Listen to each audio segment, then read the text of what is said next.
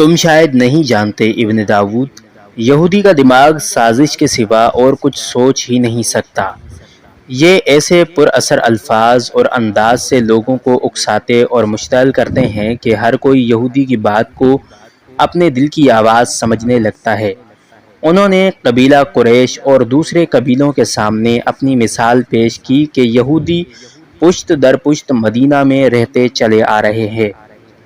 تم دیکھ رہے ہو کہ انہوں نے یہودیوں کو گھر سے بے گھر اور وطن سے جلا وطن کر دیا ہے، اور مدینہ میں وہی چند ایک یہودی رہ گئے ہیں جنہوں نے مسلمانوں کی غلامی قبول کر دی ہے۔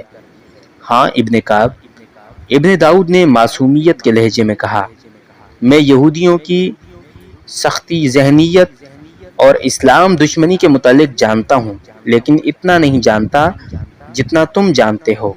یہ باتیں مجھے سناؤ۔ میرا اٹھنا بیٹھنا یہودیوں کے ساتھ رہتا ہے، میں ان کی ہر بات کو سچ مان لیا کرتا ہوں۔ کیا تم ساری باتیں سننا پسند کرو گے؟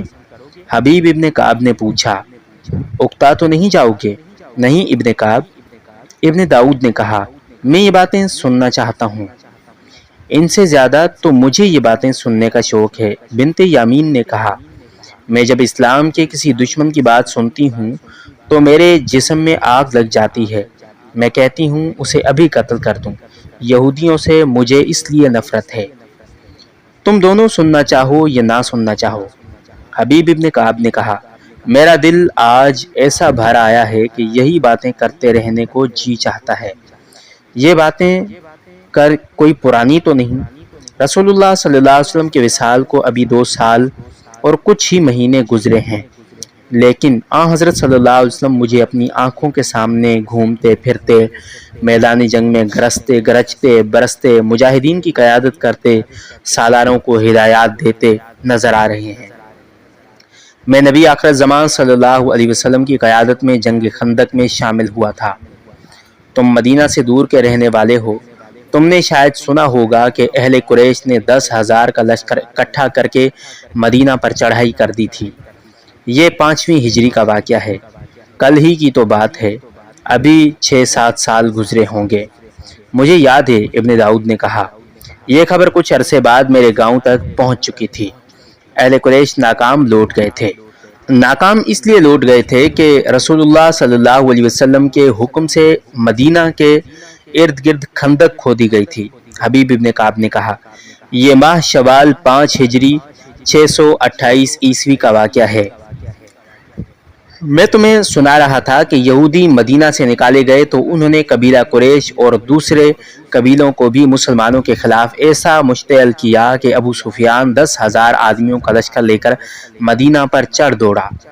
خندق نے انہیں آگے بڑھنے نہ دیا۔ اہل قریش اور ان کے ساتھ آئے ہوئے دوسرے قبیلوں نے مدینہ کو 1 ماہ پورا محاصرے میں لیے رکھا۔